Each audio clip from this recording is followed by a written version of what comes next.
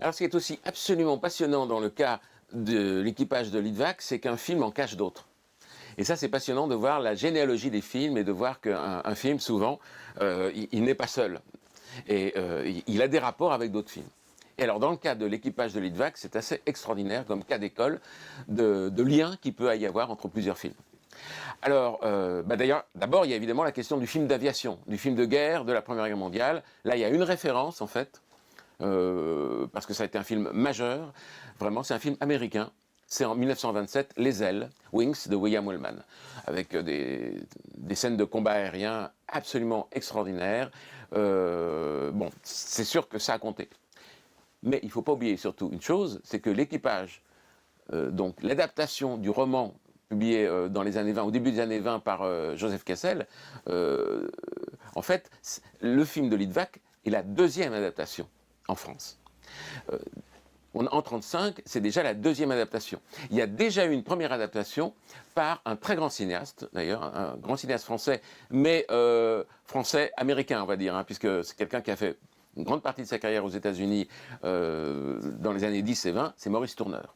Donc on a un film de 1928, donc un an après Les Ailes de Wellman d'ailleurs, et comme Tourneur venait des États-Unis, il avait sans doute en tête aussi le film de Wellman. On a donc la première adaptation du roman de Kessel en France par Maurice Tourneur en 1928.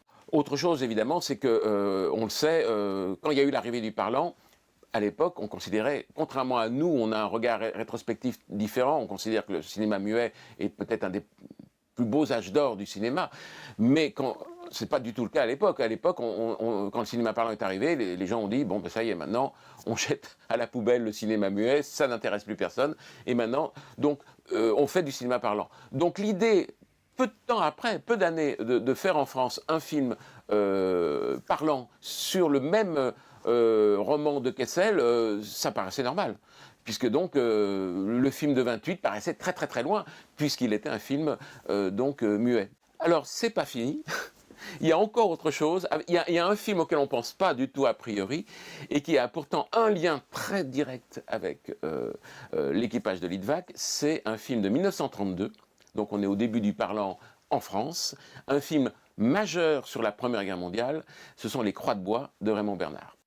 Et là, alors là, on va aborder un autre aspect de l'histoire du cinéma auquel on s'attend moins, c'est, on va dire, la migration des plans, si on peut dire. C'est-à-dire qu'on a la surprise, quand on voit l'équipage de Litvak, de trouver des plans du film de Raymond Bernard. Je dois dire d'ailleurs que Raymond Bernard a été le premier surpris parce que Litvak ne l'avait pas prévenu. Alors ça s'est réglé devant les tribunaux, il a été indemnisé. Bon, mais peut-être que Litvak s'est dit, comme c'est la même prod, bon, Pathé Nathan, allez, on fait ça. Alors, qu'est-ce que fait Litvak? Donc, on voit que l'idée de citer un film antérieur, c'est pas propre à notre époque, où on dit que c'est maintenant à l'ère du postmodernisme, du maniérisme, de tout ce qu'on veut, que les cinéastes reprennent, citent, s'entrecitent, comme pourrait presque dire Montaigne, voilà. Ben pas du tout, c'est pas récent. Déjà à l'époque, ça se faisait. Et c'est très intéressant de voir comment Litvak a procédé. Litvak est un monteur aussi, il sait ce que c'est que le montage. Il avait monté un film de Pabst, par exemple, muet. Donc, il a vraiment une pensée du montage. Donc, quand il va se servir du film de Raymond Bernard, il ne va pas prendre quelques scènes de bataille. On pourrait penser que, voilà, il a pris quelques scènes de bataille et il les a mises dans son film, voilà. Pas du tout. Il va extraire, de façon extrêmement précise, un plan par-ci, un plan par-là, parfois 2 plans successifs, ou très rarement 3 plans successifs, mais pas plus.